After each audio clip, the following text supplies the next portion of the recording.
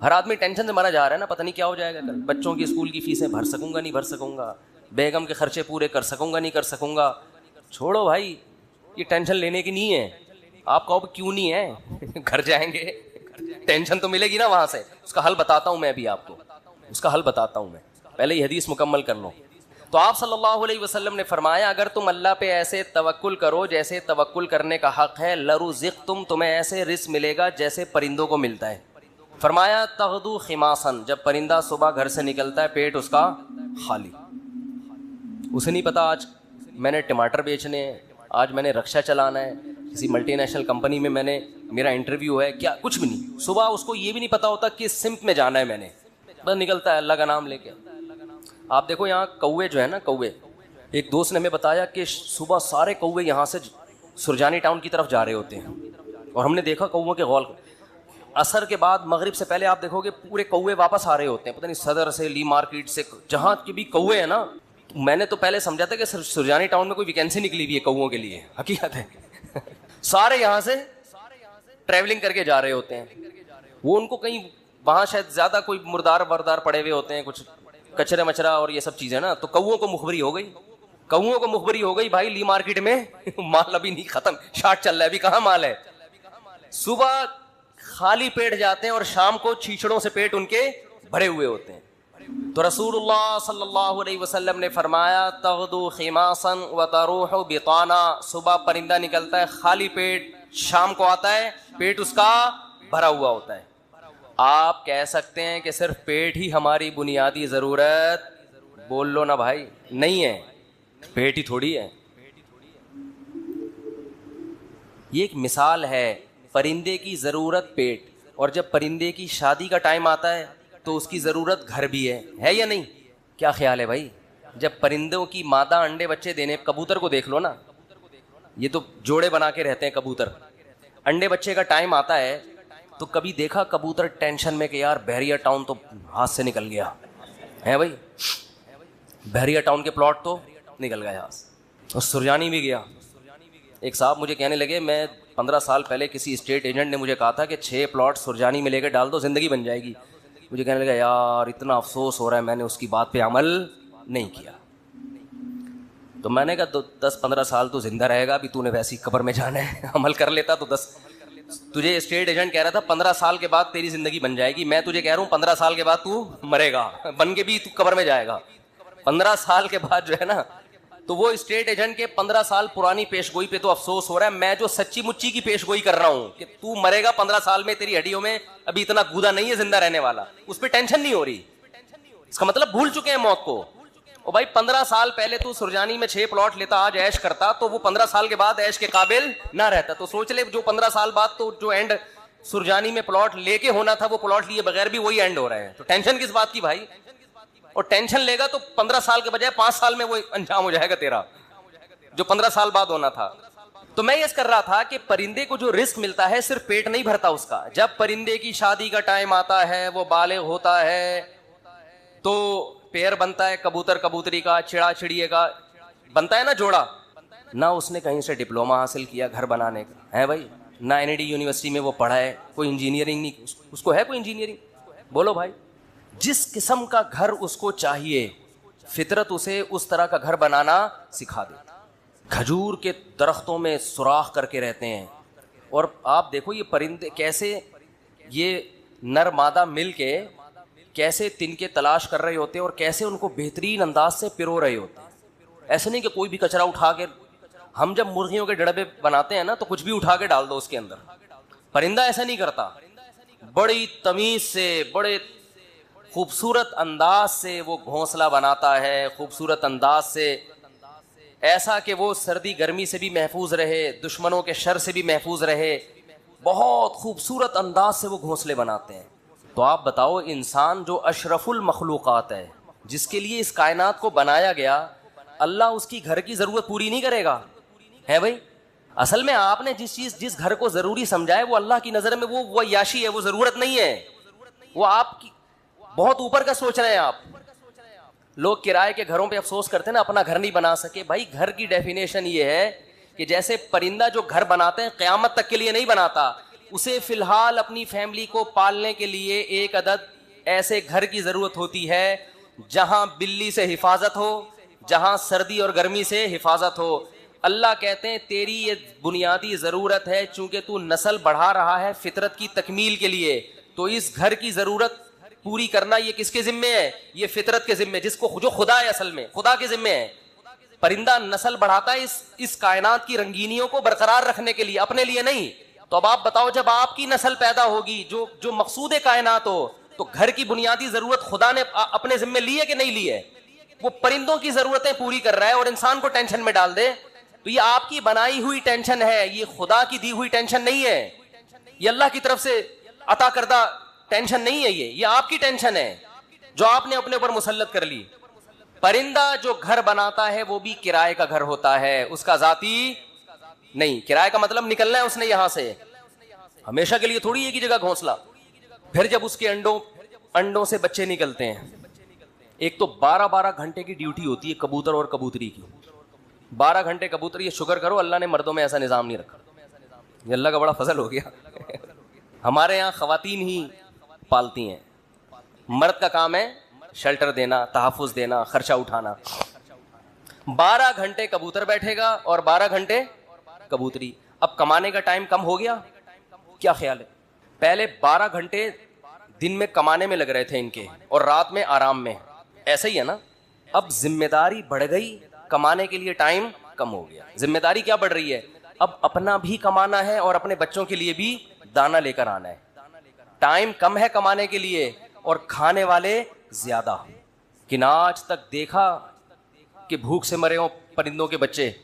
کہیں قحط پڑا ہوا ہو تو ایک الگ بات ہے. کبوتر کبوتری جاتے ہیں, باریاں سیٹ کرتے ہیں, 12 گھنٹے یہ 12 گھنٹے وہ, پھر جب چوزے نکل جاتے ہیں اس سے بچے نکل جاتے ہیں, وہ بھی کما کے خود بھی اپنا پیٹ بھی بھر رہا ہے اور اپنے بچوں کا پیٹ بھی بھر رہا ہوتا ہے. وجہ کیا ہے؟ پرندہ ٹینشن نہیں لیتا. اگر ٹینشن لینا شروع کر دیں نا کہ یہاں پلاٹ کیوں نہیں بنا, یہاں گھر کیوں نہیں بنا, تو پرندہ بچے پیدا کرنا ہی چھوڑ دے. جیسے کہ آج گوروں نے چھوڑ دیے, انگریزوں نے چھوڑ دیے نا, کتے پال رہے ہیں. وہ کتے کیوں پالتے ہیں؟ وہ بہت سے انگریز ہم لوگوں پر اعتراض کرتے ہیں کہ کتا اتنا وفادار جانور, تم اس سے دل کیوں نہیں بہلاتے؟ ہم کہتے ہیں انسان سے زیادہ وفادار نہیں ہے. کتے وہ پالے جس کے پاس پالنے کے لیے بچے نہ ہوں, انسان نہ ہوں, وہ پالے. اور کتوں سے صرف دل ہی بہلا سکتے ہو. کتا کما کے نہیں دے گا آپ کو, اولاد آپ کو کما کے دے گی. اولاد اپنے اختیار سے محبت کرے گی. کتا جو آپ سے محبت کر رہا ہے اپنے اختیار سے نہیں, قدرت نے فطرت نے اس میں وفا اور محبت کے سافٹ ویئر انسٹال کیے ہوئے ہیں. وہ اپنی مرضی سے یہ کام نہیں کر رہا, اس لیے آپ کو خوشی بھی نہیں ہوتی. اولاد تو اپنے اختیار سے آپ کی خدمت کرتی ہے. بیٹا ہوگا تو بہویں بھی ہوں گی, داماد بھی ہوں گے, بیٹی ہوگی تو پوتے بھی ہوں گے, نواسے بھی ہوں گے. کتا ہوگا تو یہ سب چیزیں بولو. تبھی تو انگریزوں کا سارا سیٹ اپ ختم. آپ کسی گورے سے ملے نا, یہ کون ہے, یہ گورا تعارف کرو, یہ میرا فرینڈ ہے, یہ میری گرل فرینڈ ہے, بس سارا سیٹ اپ ختم. کبھی دیکھا گورا تعارف کروا رہا ہو آپ امریکہ کسی گورے کے گھر جائیں, یہ میری خالہ ہیں, یہ میری پھپھو ہیں, یہ میری ممانی ہیں, یہ میری چاچی ہیں, میری بھتیجی ہے, یہ میرا بھانجا ہے, یہ میرے بردر ان لا ہیں, یہ میرے مدر ان لا ہیں, اور یہ میری نانی ساس اور دادی. ہمارے یہاں تو اتنے پوری ایک چین چلتی ہے. انگریزوں کے یہاں یہ تکلف نہیں, میں ہوں, یہ پتہ نہیں کون ہے, اتفاق سے کل اس سے ملاقات ہو گئی تھی, دوستی ہو, اس سے زیادہ رشتے نہیں. ایک عدد اماں ہوتی ہیں, وہ بھی اولڈ ہاؤس میں. وہ بھی کہاں ہیں؟ اولڈ ہاؤس میں. تو وہ کتے اس لیے پالتے ہیں, اس لیے نہیں پالتے کہ وہ کتوں کی وفا سے ان کو بڑا اچھا لگتا ہے, اتنے وفادار ہیں. کتوں سے ہی سبق سیکھ لینا چاہیے انگریزوں کو کہ کتے تمہارے ساتھ وفا کر رہے ہیں, تم اپنے باپ کے ساتھ وفا نہیں کر رہے. سمجھ رہے ہو نا؟ یہ تمہارے ساتھ وفا کر رہا ہے اور تم اپنے باپ کو اولڈ ہاؤس میں جمع کرا رہے ہو. کتا نہیں جمع کرائے گا بڑھاپے میں تمہیں, وہ کہے گا جیسا بھی ہے برداشت کروں گا. غیر مسلموں کی جو خوبیاں ہیں نا, وہ اول نظر میں, پہلی نظر میں آپ کو, باطن نظر میں بہت زبردست لگیں گی. جب آپ ان کی گہرائی میں جاؤ گے تو آپ کو لگے گا ان تلوں میں تیل نہیں ہے. یہ صرف اوپر اوپر کے اخلاق ہیں. میں اکثر ایک بات کہتا ہوں نا کہ لوگ اکثر ہمیں کہہ رہے ہوتے ہیں کہ انگریزوں کے اخلاق بہت اچھے, تھینک یو, بات شروع کرنے سے پہلے 3 دفعہ تھینک یو. جیسے ہمارے کوئی وظیفہ جب بتایا جاتا ہے نا تو شروع میں اول آخر 11 دفعہ درود شریف پڑھیں. تو انگریز بھی جب کوئی بات کرے گا تھینک یو سے شروع کر کے تھینک یو پہ ختم. اور ہمارے ہاں گالیوں سے شروع کر کے درمیان میں بھی گالی اور آخر میں بھی گالی. اتنا وہ تھینک یو نہیں کہتا جتنی ہمارے ہاں گالیاں ہیں. لوگ مجھے کہتے ہیں مفتی صاحب آپ پھر بھی کہتے ہو مسلمان اچھے ہیں, اتنی گالیاں دے رہے ہیں صبح شام, پھر بھی اچھے ہیں, اور انگریز ہر بات میں مسکراتا ہے تھینک یو, پھر بھی. میں کہتا ہوں بھائی وہ تھینک یو پہ پیسے خرچ نہیں ہو رہے. ہم جب گھر میں جاتے ہیں تو ہم سے جو گھر والوں کے بیگموں کے مطالبے ہوتے ہیں نا, گورا یہ مطالبے افورڈ بولو نہیں کر سکتا. ہم گھر والوں کو گھر مہیا کرنا کس کی ذمہ داری ہے؟ یہ جو بحریہ ٹاؤن کے پلاٹ کے لیے مچل رہا ہوتا ہے تو بیگم کی وجہ سے ٹینشن میں ہوتا ہے. بیوی نہ ہو تو روڈ پہ بھی زندگی گزر جاتی ہے. گھر کروڑوں روپے کا گھر لے کے دے گا, بچوں کے لیے پراپرٹی خرید رہا ہوگا, میں مر گیا تو بچوں کا کیا ہوگا. انگریز کرتا ہی ہے کہ میں مر گیا تو بچوں کا کیا ہوگا. گورنمنٹ پالے گی, میں تھوڑی پالوں گا. ہمیں پتا ہے کہ بھائی ہم نے انتظام کر کے جانا ہے ان کے لیے. پھر محلے کے خراب لڑکوں کے ساتھ تو نہیں بیٹھ رہا, صبح شام یہ ٹینشن. دعائیں کرا رہے ہوتے ہیں مولوی صاحب کے پاس, مولوی صاحب دعا کرو میرا بچہ آج کل چرسیوں میں اٹھ رہا بیٹھ رہا ہے, دعا کرو کچھ انسان کا بچہ بن جائے.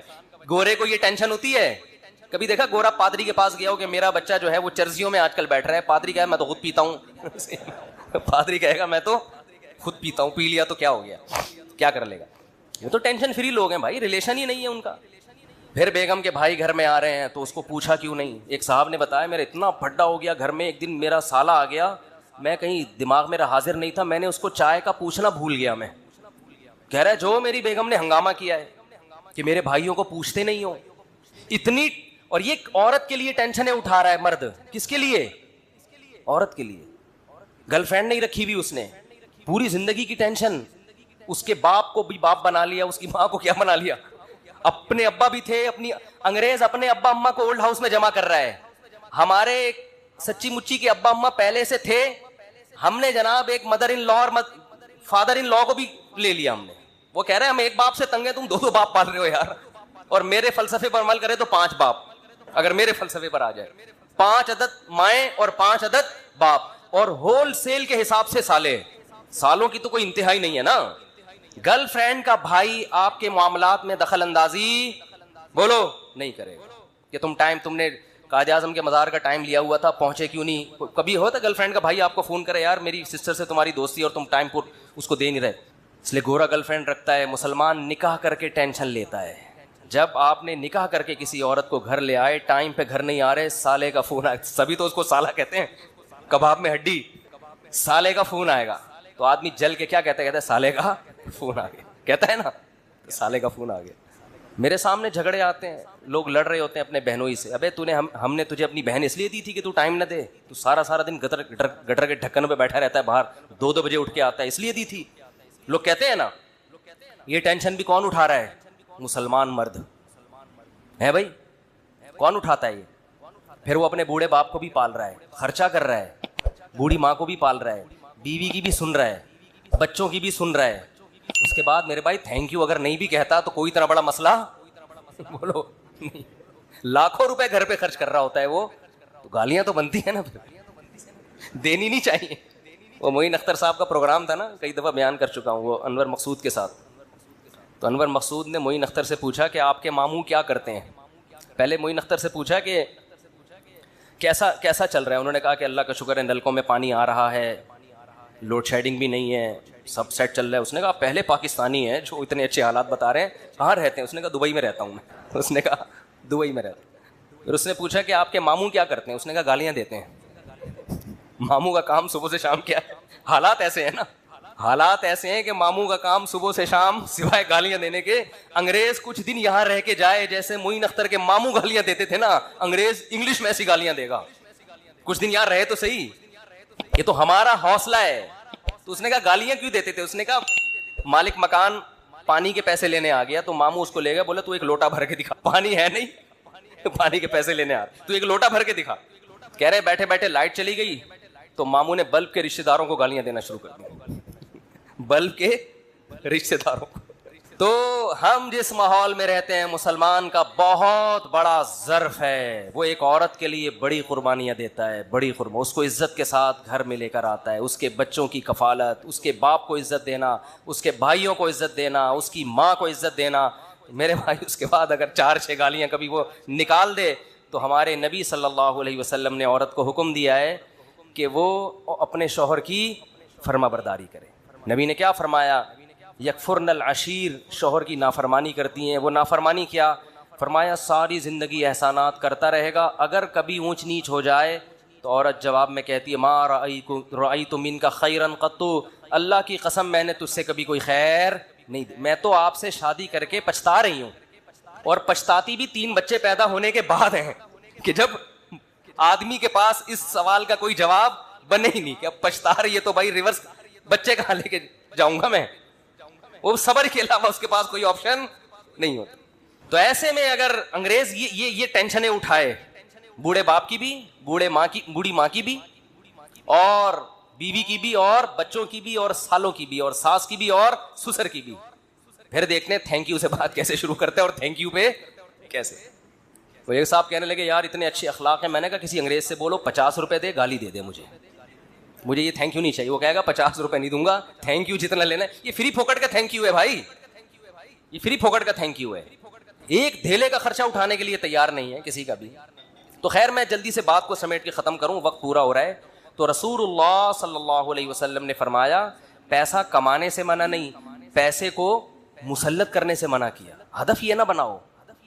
دیکھو پرندہ بھی صبح، پرندہ یہ نہیں کرتا کہ اللہ پہ توکل کرے تو اب گھونسلے میں ہی دھرنا مار کے بیٹھ گیا، میں نے صبح جانا ہی نہیں ہے. یہ کوے جتنے ہیں نا یہ وہیں بیٹھ گئے، لیاری میں بیٹھ گئے اور سرجانی ٹاؤن میں بیٹھ گئے کہ چھوڑو یار اللہ پہ توکل کرنا ہے، رزق خود بخود یہیں آئے گا.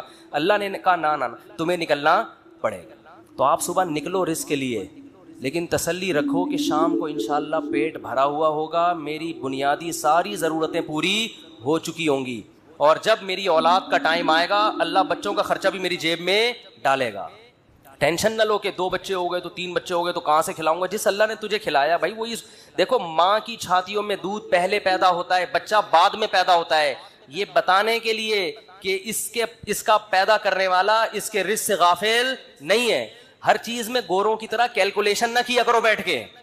گورے کیا کر رہے ہوتے ہیں، دیکھ رہے ہوتے ہیں میرے پاس ابھی $10,000 ہیں تو ایک بچہ ہو گیا تو اس میں اتنا کیلکولیشن کر کے اتنا بچ رہا ہے، اتنا انویسٹمنٹ کیا، دوسرا ہو گیا تو یہ تو کیلکولیٹر کہہ رہے ہیں یہ نہیں ہو سکتا. قرآن کیا کہے گا، او بھائی تو پیدا تو ہونے دے. دیکھو اگر ہم نے یہ دودھ کا پروسیس نہ دیکھا ہوتا تو ہم تو اس ٹینشن میں ہوتے بچہ پیدا ہوگا تو میں تو 2 کلو دودھ اور بھینس کا لگوانا پڑے گا مجھے، میں تو خرچہ نہیں اٹھا سکتا. اللہ کہتے ہیں پیدا ہونے دے، اس کی ماں کی چھاتیوں میں دودھ اسی وقت پیدا کروں گا جب یہ پیدا ہوگا، اس سے پہلے نہیں. ہم کہتے ہیں نہیں پہلے پیدا ہو ہے بھائی، پہلے ماں کی چھاتیوں میں دودھ آئے پھر ہم دیکھیں گے ہاں بھائی آ گیا ہے دودھ، اب بچہ پیدا ہوگا. اللہ کہتے ہیں نہیں، مخلوق کو آنے تو پہلے، رزق بعد میں آئے گا اس کا. تو اس لیے بھائی رزق کمانا ہے، رزق کی ٹینشن نہیں لینی. اب آپ کہہ سکتے ہو کہ ٹھیک ہے ہم رزق کی ٹینشن نہیں لیتے، کماتے ہیں، لیکن ہم تو دیکھ رہے ہیں کمانے کی کوشش کر رہے ہیں، وہ وسیم بھائی کے پاس تو اتنا پیسہ آ گیا، فلاں کے پاس تو اتنا آ گیا، میں وہیں کا وہیں کھڑا ہوں. ہمارے کزن تھے کیا ہیں وہ، تھے نہ بن جائیں. وہ اکثر کہا کرتے تھے، یہ بات تو کہتے تھے اب نہیں کہتے، اللہ کا شکر اب دیندار ہے. کہتے یار مجھے ٹینشن اس بات کی نہیں ہے کہ میرے پاس پیسہ نہیں ہے، مجھے ٹینشن اس بات کی ہے کہ میرے جتنے دوست ہیں ان کے پاس آ گیا اور میں وہیں کا وہیں. بہت اصرار کیا، وہ نمازی بھائی تھے، بہت اصرار کیا بھائی یہ پی لو یہ پی لو. وہ کہہ رہے نہیں مجھے شوگر ہے. جب انہوں نے زیادہ اصرار کیا نا اور کہا اللہ نے چاہا کچھ نہیں ہوگا انشاءاللہ، اللہ نے چاہا تو کچھ نہیں ہوگا. دیکھو صحابہ کرام کا اللہ پہ توکل تھا، انہوں نے دریا میں گھوڑے دوڑا دیے. انہوں نے، یہ بہت اہم واقعہ ہے، اس کو بڑا سبق ملے گا اس سے انشاءاللہ آپ کو، خاص طور پہ دینداروں کے لیے سمجھنے کی چیز ہے. واقعہ ہے نا، ایک علامہ اقبال کا شعر بھی ہے اس پہ کہ دشت و دشت دریا بھی نہ چھوڑے ہم نے، کہ ہم نے تو صرف صحراؤں میں نہیں، ہم نے تو دریاؤں میں بھی کرامت کے طور پر نا گھوڑے دریا میں چلا دیے تھے صحابہ نے. تو ان صاحب نے کہا، داڑھی بھی تھی نمازی بھی، انہوں نے کہا دیکھو صحابہ نے اللہ پہ توکل تھا، دریا میں گھوڑے چلا دیے انہوں نے. تو سامنے شکر ہے کوئی عقل مند بیٹھا ہوا تھا جس کو وہ کھلا رہے تھے نا پورا چینی کا شربت. اس نے کہا دیکھو اگر وہاں پل ہوتا نا پھر اللہ دریا میں گھوڑے نہیں چاہے، وہ ڈوبنا تھا انہوں نے، ہاں تو پل نہیں تھا اور مجبوری تھی جانا، صحیح ہے نا. پل ہوتا پھر صحابہ دریا میں چلاتے، پھر سوال ہی پیدا نہیں ہوتا کہ دریا میں گھوڑے چلتے. اللہ کہتا ہے پل ہے تو جاؤ نا. یا پل بنانے کا ٹائم ہوتا تو بھی نہیں. یہ جو قسطنطنیہ میں سلطان محمد فاتح نے قسطنطنیہ اور یہ جو آج کا استنبول ہے جب یہ فتح کیا تھا تو اس نے کوئی دریا میں تھوڑی گھوڑے چلا دیے تھے. ان کا یہ جو استنبول کا جو قلعہ ہے نا آج جو 4000 سال جس کی پرانی تاریخ ہے، میں نے وہاں جا کے ولاگ بھی بنایا ہے، یہ ترکی کا جو مشہور قلعہ ہے یہ تو عیسائیوں کے ہاتھ میں تھا، بہت مضبوط عیسائیوں کی اسٹیٹ تھی. اور نبی صلی اللہ علیہ وسلم نے خوشخبری سنائی تھی کہ نعم الجیش جیش یغزو القسطنطینیہ، فرمایا سب سے بہترین لشکر، کیا ہی خوب لشکر ہے جو قسطنطینیہ فتح کرے گا. آپ مکہ میں اور ترکی کی فتوحات کی خوشخبریاں دے رہے ہیں. ہمارے نبی کا یہ ویژن دیکھو. ایک پیغمبر جو نہ لکھنا جانتے ہیں نہ پڑھنا جانتے ہیں, لیکن کتنا کانفیڈنٹلی وہ کہہ رہے ہیں کہ کیا خوب لشکر ہوگا جو قسطنطینیہ کو فتح کرے گا. اور خوشخبری دی, جنت کی بشارت دی. اسی وجہ سے مسلمان فاتحین شروع سے لگے ہوئے تھے اس میں, لیکن نہیں ہو پا رہا تھا. تو سلطان محمد فاتح نے کیا کیا, وہ بھی فوجیں لا کے بٹھا دیں, لیکن اتنا مضبوط قلعہ ہے وہ جا ہی نہیں پا رہے بھائی. تو مشورہ ہوا. اب انہوں نے یہ نہیں کیا کہ جی ایک طرف سے سمندر ہے, وہاں بھی سمندر کٹا ہوا ہے نا, آپ میپ میں دیکھ سکتے ہیں. تو سمندر میں ہم کیا کرتے ہیں, بسم اللہ اللہ بڑھ کے سمندر بھی نکل جاتے ہیں. بڑھ جانا, ڈوب جانا تھا انہوں نے, اور کیا. تو اللہ کہتا ہے پہلے اپنے سارے اسباب اور وسائل تو استعمال کرو, پھر میری مدد آئے گی. تو سلطان محمد فاتح نے مشورہ لیا, بھائی کیا کریں یار, یہ تو ناممکن ہے. پیچھے پورا یورپ تھا نا, وہاں سے بھی تو مدد آ رہی تھی ان کی, تو ناممکن تھا. اسباب کی دنیا میں بھی 600 سال ہو گئے, علاقہ ہی نہیں فتح ہو کے دے رہا. اب تو کچھ کرنا پڑے گا کہ نہیں کرنا پڑے گا, اب تو کچھ کرنا ہے بھائی. تو ماہرین بیٹھے, انہوں نے مشورہ دیا, استخارہ نہیں نکالا. خوب سمجھ لو, استخارہ نکال کے دیکھتے ہیں فتح ہوگا تو ٹھیک ہے, نہیں تو واپس چلو. دیکھو وہ اسباب بھی اختیار کرتے تھے اور اللہ سے دعائیں بھی. سلطان محمد فاتح کے لشکر میں ہمیشہ کوئی نہ کوئی اللہ والے بزرگ اس وقت کے ہوتے تھے, ان کو صرف دعاؤں کے لیے لے کے جاتا تھا. وہ دیکھتا تھا نا ایک بزرگ ہیں, وہ لڑ نہیں سکتے, بوڑھے ہیں, کوئی بات نہیں حضرت, آپ ہماری صف میں ہوں گے, ذکر کریں گے اور اللہ سے دعائیں, کیونکہ اللہ تقوی اور ذکر پر مدد کرتا ہے. تو ایسے سیکولر نہیں تھے کہ ہم اپنی توپوں پہ اعتماد کر لیں خالی, نہ نہ نہ, ہمیں اللہ والے بزرگ بھی چاہیے. تو ایک نہ ایک بزرگ اس کی صف میں ہوا کرتے تھے جن کا کام ہے اللہ سے دعائیں مانگنا. خود بھی مانگتا تھا, لیکن بھائی وہ اپنے آپ کو سمجھتا تھا ہم اس لیول کے نیک نہیں ہیں, تو ایسے ایک بزرگ ہوں گے, ان کی برکت ہوگی, اللہ میں فتح دے گا. اور دوسرا اسباب بھی دبا کے استعمال کیے انہوں نے. سلطان محمد فاتح نے جب دیکھا نا یہ اتنا بڑا قلعہ اور اتنی چوڑی دیوار, میں نے وہ ولاگ پہ آپ دیکھ لیں, اس پہ اتنی چوڑی دیوار ہے بھائی, اس پہ تو پوری بیل گاڑیاں چلتی تھی دیوار کے اوپر, امپاسبل, ناممکن اس کو فتح کرنا. تو سلطان محمد فاتح نے بزرگ بھی رکھے اپنے پاس, اللہ اللہ بھی ہو, ذکر بھی ہو, اور پھر اپنے انجینئرز کو آرڈر دیا, دنیا کی سب سے بڑی توپ بنائی اس وقت اس قلعے کو فتح کرنے کے لیے, جس کو دیکھ کے آدمی, وہ توپ میں دیکھ کر آیا ہوں اس کا ڈیزائن, یا شاید وہی توپ رکھی ہوئی, مجھے یاد نہیں ہے. اتنی بڑی توپ بنائی ہے نا, اس سے جو لوہے کا گولا نکلے گا تو دیوار میں کچھ ہلائے گا تھوڑا سا, وہ دیوار کچھ ایسے, جب 1000-2000 گولے نکلیں گے تو شاید دیوار میں کچھ دراڑ آ جائے. اتنی اسٹرگل کی اس نے, اور اتنے لوگ. ہم نے تو ترکی میں نا, انہوں نے وہ بنایا ہوا ہے ایک آڈیٹوریم میں نا, وہاں پر ایک جیسے نہیں سیارہ کا ہمارے یہاں آپ کو ملتی ہے ادھر پلانیٹوریم, دیکھا ہوگا آپ نے, تو ایسے ہی انہوں نے وہ پوری تاریخ دکھاتے ہیں ویڈیو کی شکل میں. بڑا مزہ آتا ہے وہ دیکھنے میں, بڑا جوش پیدا ہوتا ہے یار, کیا خون خرابہ, اور ادھر سے گولے, پورا وہ منظر انہوں نے تاریخ کی کتابوں سے نکال کے اس کو فلمایا ہے. لیکن ایسے نہیں کہ پروجیکٹر پہ, بلکہ آپ جائیں گے نا تو آپ کو ایسا لگے گا آپ وہاں 3D میں آپ سمجھ لیں, آپ کو لگے گا آپ وہاں پہنچ چکے ہیں. وہ ایسا چیخیں نکلتی ہیں یار وہ منظر دیکھ کے, ایسے تھوڑی پیڑے کھائے ہیں مسلمانوں نے یار, پوری دنیا پہ حکومتیں کی ہیں, آج بیٹھے ہیں وزیر اعظم بن نہیں رہا, صحیح ہے نا, بہت محنتیں کی ہیں. مسلمانوں کا ماضی بڑا خدا کی قسم شاندار تھا. میں بار بار کہتا ہوں نا, ایک گورے کی ویڈیو بھی میرے موبائل میں پڑی ہوئی ہے, وہ لندن میں یا امریکہ میں بھول گیا, یونیورسٹی میں وہ گورا لیکچر دے رہا ہے, ابھی میرے موبائل میں ویڈیو پڑی ہوئی ہے, وہ گورا لیکچر دے رہا ہے. گورا کہہ رہا ہے تو وہ کالا, لیکن گورا اس سینس میں کہہ رہا ہوں کہ امریکن ہے, اس سینس میں کہہ رہا ہوں, یا تو میرا خیال ہے امریکن ہے, UK کا نہیں ہے, وہ ان کا جو لب و لہجہ ہے نا وہ امریکن لب و لہجہ. وہ یونیورسٹی میں لوگوں کو بتا رہا ہے کہ ونس اپون اے ٹائم, ایک ٹائم تھا کہ آپ کو مسلم سائنٹسٹ کے علاوہ دنیا میں کوئی سائنسدان نظر ہی نہیں آتا تھا. ہر فیلڈ میں کون سا سائنٹسٹ تھا؟ مسلمان. اور وہ کہہ رہا ہے کہ فلکیات کے علم میں مسلمانوں نے اتنی ترقی کی تھی. پھر بغداد کی یونیورسٹی کا نام لے رہا ہے وہ, بغداد میں جو ہماری خلافت تھی. تو وہ کہہ رہے ہیں کہ آج بھی جتنے ستاروں کے نام ہیں نا انگلش میں, سارے عربی سے آئے ہیں. سارے کہاں سے آئے ہیں؟ یہ عربی سے آئے ہیں.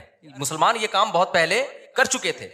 بڑا شاندار ماضی تھا ہمارا, لیکن ایسا ختم ہوا, ایسا لگتا ہے ہم ہمیشہ سے ہی اسی طرح ہیں, ہمیشہ سے ہی ہم سے وزیر اعظم بن ہی نہیں پایا کبھی. ایسا نہیں ہے, ماضی ہمارا اور زیادہ پرانا ماضی نہیں ہے, 150-200 سال سے زیادہ پیچھے کی بات نہیں ہے. یہ چند غلطیاں ہوئی ہیں جس کی سزا ہم بھگت رہے ہیں. اس میں مذہبی لوگوں سے بھی ہوئی ہیں, حکمرانوں سے بھی ہوئی ہیں, دونوں طبقوں سے ہوئی ہیں. کسی ایک طبقے کو آپ ذمہ دار نہیں ٹھہرا سکتے. تو اس میں ایک بہت بڑی غلطی یہ ہوئی ہے کہ مذہب کو سائنس سے کیا کر دیا, یہ بہت بڑی مسٹیک ہوئی ہے. جبکہ ہمیں داؤد علیہ السلام, سلیمان علیہ السلام کے واقعات میں کیا ملتا ہے؟ اللہ نے سلیمان علیہ السلام کو جب دنیا کا حکمران بنایا ہے تو اللہ نے اسباب اور وسائل بھی دیے تھے ان کو. وہ اسباب کیا تھے؟ لوہا ان کے ہاتھ میں پگھلا دیا اللہ تعالیٰ نے. داؤد علیہ السلام کو حکم دیا زرہیں بناؤ, زرہیں. اللہ کہہ دیتا کہ اے داؤد تو زمین پر حکومت کرے گا, لڑائی کرے گا, زرہیں بنانے کی ضرورت نہیں ہے. آیت الکرسی پڑھ کے ہر مجاہد پہ پھونک لگائی, دم کیا, دشمن کی تلوار چلے گی نہیں. یہی چل رہا ہے نا آج کل. داماد انسان کا بچہ نہیں بن رہا, آیت الکرسی پڑھ کے پھونکو اور اس کو جو ہے وہ تعویذ کرا دو تو ٹھیک ہو جائے گا. پوری 10 سال دامادوں کے ٹھیک کرنے میں بیٹیوں کی زندگیاں تباہ کر دیں. قرآن کیا کہتا ہے؟ ان خفتم اللہ یقیما حدود اللہ. حدود اللہ پہ قائم نہیں رہ سکتے بھائی, خلا لینے کی کوشش کرو اس پاگل سے. 2-3 موقع دے دیے ٹھیک ہونے کے, ہو گیا ٹھیک ہے, نہیں تو اگر برائی اس قابل ہے کہ برداشت کے قابل ہے تو برداشت کرو. بلا وجہ گھر نہیں توڑنا چاہیے, بالکل برداشت کے قابل نہیں ہے, جان چھڑاؤ بھائی اس آدمی سے. نہ میں نہ جانتا ہوں نا ایسے لوگوں کو, 30 سال ہو گئے کہ نہیں جی اللہ کے ہاتھ میں دل ہیں, اللہ جب چاہے گا میرے داماد کا دل چینج کر دے گا. اس امید پہ 30 سال گزار دیے اور بیٹی پاگل ہو گئی. میں نے کہا 30 سال کے بعد آپ آ رہے ہو کہ خلا لینا ہے؟ کہہ رہے ہیں بھائی وہ اللہ کے ہاتھ میں دل ہے. تو میں نے کہا اللہ کے ہاتھ میں ہے لیکن اللہ نے کہا کہ میں گھماؤں گا. ہم کب کہہ رہے ہیں کہ اللہ کے ہاتھ میں نہیں ہے؟ اگر ہمیں پتا ہوتا کہ اگلے سال اللہ آپ کے داماد کو ٹھیک کر دیتا, میں کہتا چلو 1 سال اور انتظار کر لو. اللہ کے ہاتھ میں ہے لیکن گھمائے گا کہ نہیں گھمائے گا یہ اللہ نے نہیں بتایا, بلکہ اللہ نے جو بتایا ہے انک لا تہدی من احببت, آپ اس کو ہدایت نہیں دے سکتے جس سے آپ محبت کرتے ہو. یہ تو حضرت ابو طالب کے بارے میں نازل ہوئی ہے کہ نبی کے چچا ایمان نہیں لائے تو نبی غمزدہ تھے. اللہ نے فرمایا کہ آپ جس سے محبت ہے ہدایت نہیں ملے گی, اس کو ملے گی جس کو اللہ چاہے گا. اور چاہے گا کس کو؟ جو خود چاہے گا. یہ بھی قرآن کہتا ہے جو خود چاہے گا اسی کو ملے گی. جو خود نہیں چاہے گا تو بھائی چاہے نبی کا چچا بھی ہو نہیں ملے گی. تو میں نے کہا بھائی نبی کے چچا کو نہیں ملی ہدایت, آپ کے داماد آپ کے نبی سے بھی آگے ہو. تو ہم تو گراؤنڈ ریئلٹی کو دیکھ کر فیصلہ کریں گے. 1 سال بہت ہوتا ہے کسی کو تجربے میں. اب انسان کا بچہ نہیں بن رہا, نہ نان نفقہ دے رہا ہے, وہ بے تحاشا مارتا پیٹتا ہے, ٹارچر ذہنی کر کر کے اس کو بیچاری کی زندگی بیڑا غرق ہو گیا اس. میں نے کہا خود ہی مر جائے گا, تھوڑے دنوں میں خلا کے تکلف کی ضرورت کیا ہے؟ طلاق لینے کی کیا ضرورت ہے اس. اسلام جو ہے نا وہ دقیانوسی نہیں سکھاتا میرے بھائی. مسلمانوں نے ایسے ہی نہیں دنیا پہ حکومتیں کر لی ہیں. داؤد علیہ السلام کو اللہ نے, داؤد علیہ السلام قرآن کہتا ہے نا پوری دنیا پہ داؤد علیہ السلام نے, پوری دنیا نہ بھی ہو, دنیا کے ایک بہت بڑے حصے پر جو حکومت کی ہے, تو قرآن کیا بتاتا ہے کیسے کی حکومت, کیسے کی حکومت, پھونکے لگا لگا کے کی. قرآن ان کی عبادت کا بھی تذکرہ کرتا ہے. دن میں روزہ رکھتے تھے, راتوں کو تہجد پڑھتے تھے, اس کا بھی تذکرہ کرتا ہے. یہ بھی ضروری ہے, ورنہ ایک سیکولر فوج میں مجاہدین میں اور ایک مذہبی لوگوں میں کوئی فرق نہیں رہے گا. اللہ کہتے ہیں جب تم اللہ کی راہ میں لڑو گے کثرت سے اللہ کا ذکر کرو, کیونکہ تم لڑ رہے ہو اللہ کی مدد پہ, تو اللہ کو یاد بھی تو رکھو نا. لیکن ساتھ ساتھ اسباب اور وسائل بھی خاندانی طریقے سے استعمال کرنے ہیں. تو اللہ نے داؤد علیہ السلام کو کیا کہا؟ زرہیں بنائے لوہے کی. اور کیسے کہا؟ یہ بھی نہیں کہا کہ بنا دیں بس, باقی میں خود ہی جوڑ دوں گا. قدر فی السرد, ان کی لڑیاں جوڑنے میں بھی اندازوں سے جوڑیں کہ کیسے اس کو. اندازے کا مطلب کیا ہے؟ کیونکہ جب زرہیں بنائی جاتی ہیں نا لوہے کے لباس جو جنگ میں استعمال ہوتے ہیں, تو ظاہر ہے جس فوجی کے لیے, جس مجاہد کے لیے بنوائی جا رہی ہیں اس کو لیٹنا بھی ہوگا, اس کو بیٹھنا بھی ہوگا, اس کو گھوڑے پہ چھلانگ لگا کے بیٹھنا بھی ہے, تو وہ موویبل ہوں, وہ مڑ سکیں آسانی سے. تو اس کے لیے بہت ٹیکنیکل طریقے سے اس کو ایڈجسٹ کرنا ہے. تو قدر کا مطلب اس کی ایڈجسٹمنٹ بڑی خاندانی ہونی چاہیے. نہیں آئی میرا خیال ہے بات سمجھ میں. یہ بھی نہیں کہا کہ اللہ میاں نے کہ زرہیں بنانا رسی سے جوڑ لینا, یہ ایک تار نہیں ہوتی جو الیکٹریشین کے پاس ہوتی ہے, یہ والی تار سے یوں کرنا. ہمارے یہاں جگاڑو کام ہو رہے ہوتے ہیں کہ نہیں ہو رہے؟ جاپان میں جگاڑو کام نہیں ہوتے. ہمارے ہر کام کیا ہے؟ کمپیوٹر کو بھی ٹھنڈا کر رہے ہیں پنکھے پہ نہ آگے. میں نے نیٹ پہ ایک ویڈیو دیکھی, سسٹم کو ٹھنڈا کرنے کے لیے ایک الگ سے پنکھا چلایا ہوا ہے جو کمپیوٹر کو کم اور آپ کو زیادہ ٹھنڈا کر رہا ہے. منہ پہ ہوا آ رہی ہے ڈائریکٹ اس کی. خیر, تو قدر فی السرد, مینجمنٹ اسلام کا ایک حکم ہے. صفوں کو سیدھا کرنے کا حکم ہے یا نہیں؟ اللہ میاں کہتے ہیں نماز پڑھنے آؤ, تھوڑے بہت آگے پیچھے ہو گئے کوئی مسئلہ نہیں ہے یار, قبول کرنے والا کون ہے؟ اللہ ہے, کچھ کر لے گا. نہ اتنی بھائی جب کھڑے ہو سیدھے تو پھر سیدھے ہونے چاہیے. ذرا سا بھی پیٹ آگے نکلا ہوا نہ ہو, سینہ آگے نکلا ہوا نہ ہو. نبی صلی اللہ علیہ وسلم اقامت کے بعد کیسے صفوں کو سیدھا کرتے تھے؟ مینجمنٹ آج دیندار لوگوں میں ختم, سارے باتیں الٹی ہو رہی ہیں, ان لاجیکل باتیں کروا لو. کورونا میں تو دماغ پی گئے تھے لوگ ہمارا. کووڈ پہ ہم نے کہا نا, ڈاکٹر کہہ رہے فاصلہ رکھو تو رکھ لو فاصلہ. ہر آدمی بھائی توکل کے چکر میں کورونا والا آدمی منہ پہ جا کے چھینک رہا ہے لوگوں کے. یہ کون سا اسلام ہے بھائی؟ خیر, تو وہ اس کی بات بڑی پیاری تھی نا. میں داؤد علیہ السلام کا بتا رہا تھا نا کیسے زرہیں بنائی انہوں نے اور کتنی پاورفل حکومت, پھر فوج تیار کی ہے.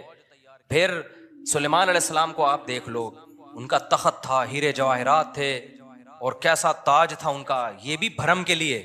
اس میں ہمیں یہ بھی ملتا ہے کہ اگر بھرم ڈالنے کے لیے آپ کو اچھی ڈریسنگ کرنی پڑے اور خاندانی لائف اسٹائل ہو تاکہ سامنے والے پہ بھرم اچھے پڑے, تو یہ بھی شریعت کا حکم ہے. جیسے حضرت معاویہ رضی اللہ تعالیٰ عنہ کا بڑا شاہانہ لباس تھا, تو کسی نے حضرت عمر کو شکایت لگائی کہ یہ گورنر بنے اور اتنا بہترین خوبصورت لباس پہن کے چلتے ہیں پھرتے ہیں، یہ تو دنیا سے محبت کی علامت ہے۔ حضرت عمر تو پھٹے پرانے کپڑے پہنتے تھے، پیون زدہ کپڑے پہنتے تھے۔ تو حضرت عمر نے خط لکھا، بھائی یہ کیا شکایت ہے؟ حضرت معاویہ نے فرمایا، یا رسول اللہ، میں جن لوگوں پہ حکومت کر رہا ہوں، یا امیر المومنین، میں جن لوگوں پہ حکومت کر رہا ہوں نا، ان کی نظر میں، میں مفہوم بیان کر رہا ہوں، ان کی نظر میں لباس کی بڑی ویلیو ہے، یہ مجھے ویلیو نہیں دیں گے اگر میں غریبوں والا لباس پہن کے گھوموں۔ تو یہ سیاست تھی ان کی، اور یہ حقیقت ہے کہ آپ کا سب سے پہلا امپریشن کس کا پڑتا ہے؟ آپ لباس کا پڑتا ہے۔ آپ کے لائف اٹھنے بیٹھنے کا اسٹائل کیا ہے آپ کا، وہی آپ کے کپڑے میں 10 قسم کے پیوند لگے ہوئے ہوں، اگلا کہے گا ابے بھائی یہ تو شاید ان کے پاس پیسے ہی نہیں ہے تو ہم سے کیا لڑیں گے یہ، ٹھیک ہے نا؟ تو لڑائی کے لیے ظاہر حضرت معاویہ کے پاس جب دشمن کے وفود آیا کرتے تھے تو ان کی ڈریسنگ دیکھ کے ان کو اندازہ ہو جاتا تھا بھائی یہ چھوٹے لوگ نہیں ہیں۔ سوال پیدا ہوتا پھر حضرت عمر نے ایسا کیوں کیا؟ بھائی وہ ان کو ویسے ہی اتنا اللہ نے روب دیا تھا کہ وہ ان کپڑوں میں ہی بہت روب تھا ان کا۔ اور ہمارے نبی صلی اللہ علیہ وسلم کے جو پیون زدہ کپڑے تھے، تو حدیث میں تو آتا ہے نبی کے چہرے پہ اللہ نے اتنا روب ڈال دیا تھا کہ 1 مہینے کی مسافت سے دشمن کانپنے لگتا تھا۔ کہ نارملی حکم جو شریعت نے دیا ہے بھائی، آپ کی ڈریسنگ، آپ کا لباس سارا کیا ہونا چاہیے؟ سوٹیبل ہونا چاہیے۔ کوئی چیز ایسی نہیں ہونی چاہیے جو سوسائٹی آپ کو کوئی گرا ہوا آدمی سمجھنا شروع کر دے۔ سمجھ میں آ رہی ہے بات کہ نہیں آ رہی ہے؟ نہیں آتی، لیکن جب رشتہ لینے جاتے ہو تو پھر آتی ہے۔ پھر نہا دھو کے ڈیٹول سے نا 3 پیس سوٹ پہن کے جائیں گے، پھر مجال ہے کوئی پیون زدہ کپڑے پہن کے چلا جائے۔ تو سادگی ہے تو پھر جانا چڈی بنیان دھوتی بنیان میں جا بھائی تو وہاں پہ، کیونکہ ہر وقت نا لوگ علماء کو یہ دیکھو سادہ ہونے چاہیے، ان کی پگڑی دیکھو، ان کے کپڑے دیکھو، اور ہمارے تو کوئی ہیں بھی نہیں۔ تو خیر، تو وہ میں جلدی سے وہ بتا دوں نا، وہ جو شربت کا گلاس رکھا نا، تو وہ ڈاکٹر صاحب مجھے واقعہ سنا رہے تھے، آج ہی کی بات ہے، شوگر کے بڑے اسپیشلسٹ آئے ہوئے تھے، گپ شپ تھی ان کے سے۔ تو وہ کہنے لگے کہ اس نے کہا کہ دیکھیں جو صحابہ نے دریا میں گھوڑے دوڑائے تھے نا، پل نہیں تھا وہاں پہ، اگر پل ہوتا تو دریا میں گھوڑے نہیں دوڑا، اور اگر پل بنانے کا ٹائم ہوتا پھر بھی نہیں دوڑا۔ پھر یہ میں اپنی طرف سے ایک اضافہ کر رہا ہوں، پل بنانے کا ٹائم ہوتا، اسباب و وسائل ہوتے، پھر بھی نہیں جاتے، اور واپس جا کے دوبارہ آنے کا ٹائم ہوتا پھر بھی دریا میں گھوڑے نہیں ڈالتے۔ وہ ایک مجبوری تھی کہ اس کے علاوہ کوئی آپشن تھا نہیں۔ تو سلطان محمد فاتح نے بھی یہی کیا ہے، اس نے کیا کیا کہ بزرگ بھی رکھے ہوئے، اللہ سے دعائیں مانگے، اور پھر اسباب اور وسائل اختیار کیے۔ بھائی یہاں پانی ہے تو پانی کو کراس کرنا ہمارے لیے، سوری پیچھے سمندر ہے، بیچ میں خشکی ہے، پانی نہیں تھا، خشکی سے ہٹ کے آگے پانی ہے، تو اب آگے ہم گھوڑوں پہ جائیں گے اگر، تو گھوڑا پانی میں نہیں جا سکتا۔ تو انہوں نے یہ نہیں کہا صحابہ کرام نے پانی میں گھوڑے دوڑا لیے تھے تو ہم بھی خشکی تک جائیں گے، اور قسطنطنیہ میں بیک سائڈ سے حملہ کرنے کے لیے نا، باقی بسم اللہ ہی توکلت علی اللہ پھونکوں والی سرکار ہوتی تو مسئلہ ہی حل ہو گیا تھا یار۔ یہ تو پہلے ذہن میں آ جاتا نا، میرے بہت لیٹ آیا دماغ میں۔ ایک شف سرکار حضرت وہ سلطان محمد فاتح اپنے پاس رکھتا، شف، اور پورا قسطنطنیہ ہی بڑھ جاتا پورا۔ ابھی جو الیکشن میں ہوا ہے نا، آپ کو پتا ہے نا، جو ووٹنگ ہو رہی تھی، فلاں جیت رہا ہے، میم بنائی پاکستانیوں نے، اوپر جا رہا ہے شف، ایک دم وہ نیچے ہوا، بڑی ٹائٹ میم بنائی ہے کہ الیکشن میں یہی ہوا ہے، بندہ کون جیت رہا ہے ایک دم شف کر کے، شف فوراً نیچے۔ ایسے ہی رپورٹیں چینج ہو رہی تھی نا الیکشن کی، جو لوگ ٹی وی کے آگے یا خبروں میں بیٹھے ہوئے تھے، تو پاکستان میں ایک سرکار ہے جس کو سچی مچی کی شف سرکار ہے، وہ تو عز منتشا وہ تو ذل منتشا۔ تو اس لیے جو سیاست دانوں میں جو سمجھدار لوگ ہیں نا، وہ اس جو پاکستان کی جو اصل شف سرکار ہے نا، اس سے بنا کے رکھتے ہیں کہ ہم بے شک ایک ووٹ بھی نہ ملا، جب انہوں نے کہا شف فوراً ہم کہاں چلے جائیں گے۔ تو اچھا خیر، سمجھ گئے نا کون سی سرکار ہے؟ ایک تو یہ سرکار ہے، جو ایک اور سرکار ہے جو اصل شف سرکار ہے، بڑی پاورفل سرکار ہے، وہ اس کا شف اصل شف ہے، اس کو ہم مانتے ہیں کہ یار وہ جب شف کرے نا، وہ یہ تو ڈرامہ کر رہے ہیں نا، ڈرامہ کر رہی ہے۔ تو سلطان محمد فاتح نے کیا کیا، مشورہ کیا بھائی کیا کریں۔ مشورہ یہی طے ہوا کہ یار کچھ نہ کچھ تو کرنا پڑے گا۔ تو ایک ماہر نے مشورہ دیا کہ دیکھو ہم جو ہمارے بحری جہاز ہیں، کشتیاں بہت بڑی بڑی نہیں، جہاز نمائی تھیں وہ، تو ہم ان کو جب تک خشکی پہ چلا کے آگے پانی تک نہیں پہنچائیں گے نا، تو ہم یہ قلعہ کبھی بھی فتح، مزید 600 سال لگ جائیں گے ہمیں، ناممکن ہے۔ ہمارے پاس اب ایک ہی آپشن ہے، جانیں ضائع ہو رہی ہیں، روز تیر اندازی ہو رہی ہے، لوگ ڈیلی بیسس پہ شہید ہو رہے ہیں، اور پہلے بھی کئی حملے ناکام ہو چکے ہیں، اب یہ رسک لینا پڑے گا، آر یا